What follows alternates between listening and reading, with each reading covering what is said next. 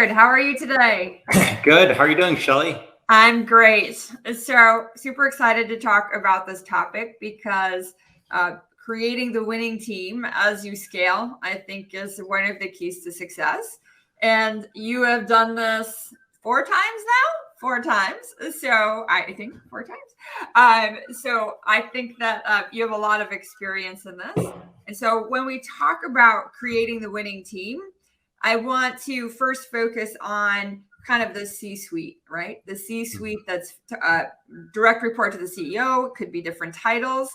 And I want to talk about how you view it should evolve or will evolve as you scale from 10 to 100 million. Let's kind of start out with that a little bit, and then we'll go into additional questions. Great. No, good to be here with you, Shelly. And it is something, I've thought about a lot, experienced a lot, and we're still working on it, G2. And I was just listening to Henry Schuck, founder, CEO of ZoomInfo, on the prior session. And he was just talking about also how his team has kept changing. And he's a couple levels ahead of where we are, where we hope to get. So it's an area I love to keep learning in. And I've also been inspired by Reid Hoffman and the book Blitzscaling. He really talks about how a startup has to evolve. At the beginning, it's more of a tribe or a family. You're all in one room. And then eventually become more of a village, a city, and eventually even a state. And I'd say right now at G2, we're becoming more of a city, which has meant that, in the past 2 years, I've actually brought in all new C-level leaders, because probably like a lot of startups, we're up over 500 people now. And all of a sudden a leader like our CRO, Mike Weir, whom I brought in about 1.5 years ago, but he joined us from LinkedIn. And now he's running a team of over 200 people. Same thing with our chief product officer, Sarah Rossio. She's running a team of over 200 people. She's also a brilliant leader. But I think the skills to lead when you're leading a team of 200 people. And I think the big change is now you're leading leaders. And it's just a very different style than at the beginning when you start. And I'm also evolving as an entrepreneur, because at the beginning, you're just very hands-on, right? You just do stuff. And it's just one team. And there's really no management. You're all just in a room doing stuff and doing it fast and well, and everyone knows everything. And then to go to, hundreds of people distributed around the world that, don't even know each other, and managing and leading them, it's just a very different skill set. And I think we found, probably what a lot of people found, like usually all of your kind of founding team doesn't necessarily scale up to be great leaders at much higher scale. And so I think we've been probably relearning a lot of those lessons that, I think Reid summarizes so well in his book. And I think the one thing you can't get from a book is the emotion. Yeah. Because I love my co-founders, and then it's also hard. It felt hard for me emotionally when you kind of get to the point where, hey, you've done an amazing job building this thing, and we all want it to get bigger, and all of a sudden it's bigger. And that means maybe in some way their role all of a sudden feels diminished. Yes. And I think that to me feels like the really hard part, right? It kind of feels painful and sad. Yes. When, you feel like you have to make those changes. That was good. You're leading right into the next question, which is when you were scaling, and again, you have these people who are next to you kind of in the fire, kind of helping you grow, and they're action oriented, and you get to this stage where it's not working, but you don't quite exactly know why it's not working. So how did you identify that? And then what resources did you use to try to figure out what is the issue and what's the solve, which is often, again, replacing that person or at least putting someone over them. Can you talk a little bit about those symptoms and kind of how you went through that? Yeah. And I think, in our case, well, some of the symptoms I think are more subtle, but we measure, for example, ENPS, employee engagement, employee satisfaction. And I think as some of the teams got bigger, we got feedback that, not everyone felt part of the team. And, there's kind of this founder, very kind of closed culture. Yeah. And I think once we started getting to a couple hundred employees, a lot of people didn't feel included. Yeah. So that was one clear signal. And then frankly, we also went through some execution hiccups. I think about 2 years ago, frankly, we missed our revenue numbers 2 quarters in a row. And that obviously to any CEO with venture investors, and that's like the most clear signal, like, hey, it's not working, right? We're not scaling our plan. Yeah. And that's always really painful, right? You have to reset the plan. And luckily, I think now we're back on a winning streak 5 quarters in a row. but we had a couple choppy quarters where we didn't meet our goals, didn't meet our expectations, had to do some resets, which was quite painful. And so then I think you look back and you're like, oh, I wish I'd anticipated it. Although that's also the benefit of hindsight. I think sometimes you just have to go through the choppy waters. And I've been leading companies now, I think over 20 years, and I haven't figured out how to never go through, a couple shitty quarters and go through that choppy water. But I think there's always an opportunity to learn, and maybe forced learning. And then you look back and you're like, ooh, I should have known 2 quarters earlier. And I probably did, and I was ignoring the signals. But then I think eventually, usually, it just comes up in the company performance, and then you really have to act.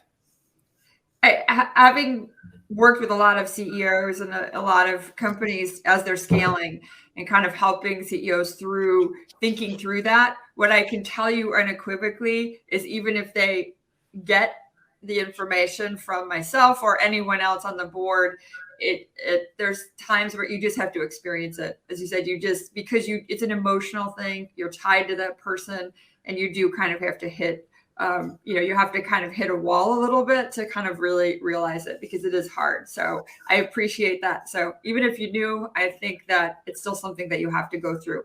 So now let's switch gears.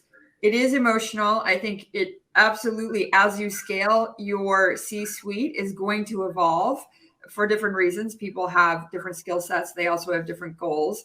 You've now gone through that emotion of having to replace someone on your C-suite or bring someone in over above them, which is often the case. So how do you decide what profile that you need, and what kind of resources, and what did you do to figure out what do I need and how do I find that person? Yeah. And I think I work with an executive coach, Sue Halbrunner. Yes. And I have board members. So probably the role you've been in, Shelley. Yes. Kind of on a board and coaching. And we have some great investors, board members, who certainly are helpful in that. And like you said, they probably point it out to you and they start asking questions in a board meeting. And then you look back and you're like, they're probably telling me this a quarter or two ago, but I wasn't quite open to hearing yet believing it yet. So that's certainly one helpful source. And I think, I think it's just kind of what I talked about earlier, just the leadership skills are very different. And so then I think also, because I think at the beginning, like I said, it's more about having brilliant specialists, which certainly all my co-founders were.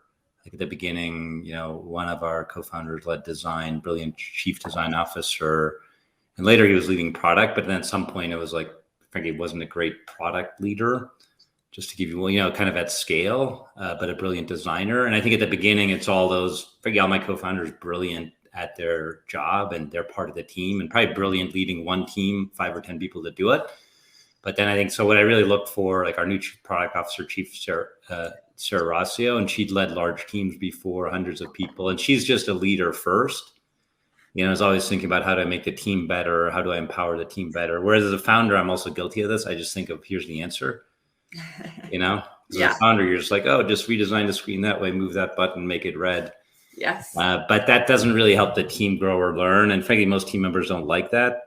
They want to be able to be given more space to figure it out on their own, make a mistake, learn, which as a founder, I think is frustrating, because as a founder, you're like, just fix it. And I know how to fix it. Yes. But that doesn't scale well. And so I'm also learning as a CEO, but finding in place leaders that are really good at mentoring, leading. And we all work on now our conscious leadership. Yes. That's actually the theme of our company coach, Sue Halbrunner.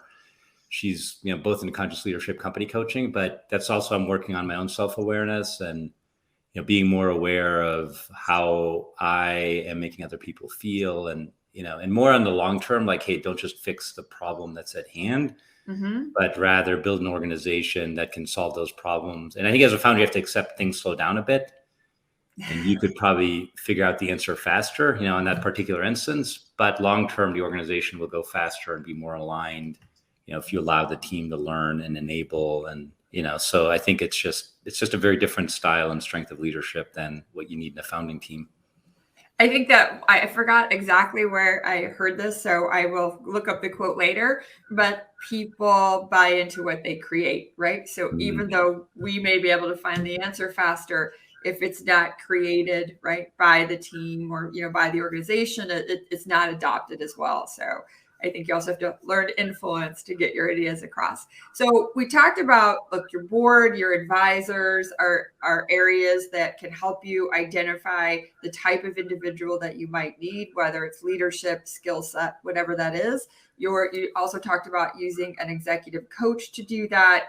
And through that process, I think identifying the unique skills that you need are important, because it's not, you may need someone different to another company because you need large skills, large leadership skills, team leadership skills, and someone else may need deep expertise in a particular industry or something else, just in terms of, you know, where they need to round out their leadership team. So when you identified who the right individual was, or the type of individual, the profile, kind of where their skill sets would round out what you're missing, how did you interview those people and determine that they were the right fit? Maybe they checked the box in terms of their skills and their profile and their pedigree, but how did you acclimate them in the interview process and decide which one, yes, this is the individual out of all of these talented individuals that are coming in front of you? Yeah, and I think that's, you know, it's hard because like they say hiring is risky, and you know, I think even I've heard like Vinod Khosla say, you know, he's only right about 2/3 of the time. Yeah. And that's very scary as a founder or CEO, because the last thing you want to do is make a bad leadership hire. And because the fear I always have, not only will that not move the business forward, but it'll turn off a lot of our team. So it's always quite scary to kind of entrust your team to a new leader. And I think, you know, obviously they have to have the credentials on paper. And obviously, if you're looking for a scale leader, I think they have to have led at scale. You know, ideally at a company you also admire. And this was, you know, like Mike Weir, our CRO, he came from LinkedIn, and I happen to know Mike Gamson well, who was really the, you know, kind of the partner of Jeff Weiner in building LinkedIn. Yeah. They're all go to, but I knew him, and I knew he just valued really positive culture. And so I think also like really getting a sense for the person and the kind of business culture they want to build, and does it align with your values? And at G2, we have peak values, stands for performance, entrepreneurship, authenticity, and kindness. And we're really working on our conscious leadership. We've defined our own leadership principles. And so I really want leaders that buy into that want to be a part of that, you know, in addition to having the skills of having managed hundreds of people before. So I think it's both. And then at the end, it's probably a leap of faith. I don't think anyone's 100% in hiring. And then you also have to be open. Sometimes you will make a mistake, and they just won't fit the culture. Even if they're brilliant on paper and, you know, are very talented, they might just not fit you. And then sometimes I think, you know, what I'm also learning, then if you do make a mistake, it's not a fit, then, you know, fix it faster. Yes. For both. So it's, but yeah, I think lately I felt like lucky. And I've also hired a new chief people officer, Preeti Patel, and she's brilliant. And she's now my partner in this. And, you know, I also read, I think, the No Rules, Netflix, but also kind of inspired by, you know, how Reed partnered with Patty McCord, their chief people officer, yes, to really build a unique culture. So I think now I'm excited. I have my first chief people officer, and I believe she's really a partner. Yes. In all things talent, including executive talent, and, you know, also help me and us vet, you know, not just the leadership skills, but the cultural fit. Yes, absolutely. I think one of the, if I was to summarize kind of all of the things that you just said, and having a chief people officer that's your partner in talent identification and development is critical as you scale. I think that if I summarize kind of all the things that you said, it's that it's non-trivial you have to spend the time. Those positions are critical to build the team, but the interviewing, the identification of, you know, the right individual who has gone through something that you're about to go through, they've led at scale, but they also have the functional expertise, is critical. And you don't want to not make decisions fast, because as an entrepreneur, that's how you got here. But you do have to take the time to really interview, and not just kind of take the next person who's, you know, maybe looks really good on paper, as you have to really think about how they're going to be acclimated into the team. Right. And so, there's a good book called Who? Yes. Written by Jeff Smart. And we've actually been lucky. Our most recent investor, Premier, also engaged GH Smart to start working with us. But now we're using scorecards. Yes. And Jeff, writes all about it in the book Who, but just being more deliberate about, what's a scorecard for this executive? How are you going to measure their success? And then I think, yes, taking more time, because I used to be more of, in the book, they talk about different types of hiring, and I used to be more of an art critic. Yes. As he describes, it's just somebody very intuitive. Like, you meet this person, oh, I love them, I'll hire them, without interviewing more people. And sometimes, a lot of times you get lucky and it works. But I think once you get to some scale, you want to be more systemic. And I think what Jeff claims is you can get up to 92% hiring success rate if you're really that deliberate about it. But he does say in a high growth tech company, it's probably more like 80%, because things are changing so fast. But I think most of us, are not hiring at 80 to 92%. Yeah, 80% at the speed of scale is good. And I think that book is excellent. I think there's also, if your VC or your investor kind of has support that way, understanding and learning how to do that scorecard, which is very different to a specification for a job. There's prioritizing those things, and being deliberate about it is important. One of the things that I always say to the CEOs is, look, I'll help you vet for skills, for all of these things, but in the end, they also have to fit with you, right? So we're going to make sure that they fit all the scorecard, but then it's up to you to kind of develop those relationships, because that matters just as much as anything else. So last thing, one of the things that always comes up with CEOs after they've gone through this emotional process of, I need to replace this, and then they go through the tactical process of trying to hire someone and go through that scorecard, which is a little arduous, but way worth it.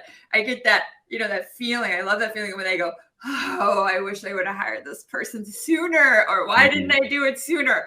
So do you have a story that maybe you can end with that is just will inspire others to maybe, do it a little bit sooner? Yeah. Did that happen to you?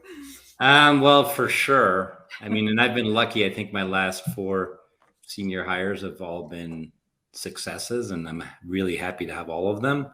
But I would say the most recent is Preeti, our chief people officer. And frankly, what I like about her, well, she also challenged me on decisions. And, frankly, initially I get mad, but I really like she stands her ground. And then I look back 2 weeks later, I'm like, oh, wow, she was so right. And, so I'm very thankful for that, to have someone that often just has better judgment than me and is willing to also stand up to me and ultimately make a better decision than I would myself. And so I think that is, I've really enjoyed that. And I do wish I'd had a strong talent partner like that sooner, and someone that really forces me to make better decisions.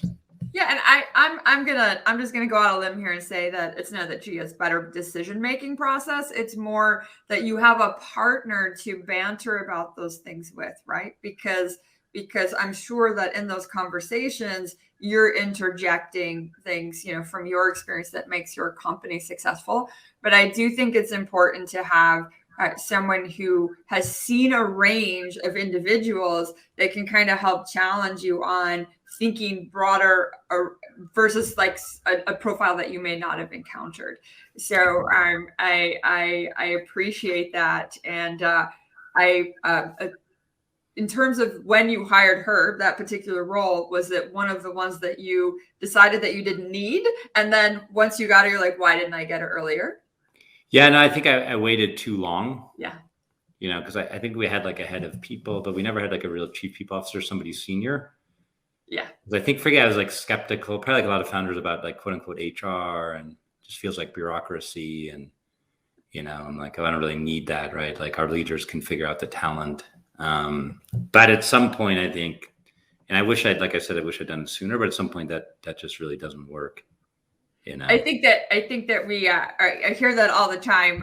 So I'm hoping that everyone that's listening kind of takes that away, is that, there's many times people wish they'd done sooner. So just keep challenging when to bring new leaders on and really build your C-suite. It'll help you scale.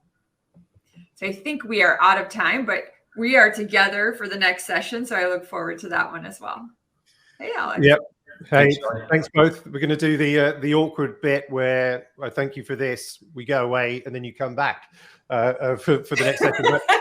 Walk off stage, applause. Woo! Yeah, exactly. Yes, there you go. So that was awesome and some great insights and actually great book recommendations. And I think from our tech check the other day, I got this one that you mentioned. Nice. So, Yeah. That's next on the list. So thanks for that. But yeah, great session. So we do the virtual round of applause. We'll go away and I'm going to intro the next session where we'll see you back with us.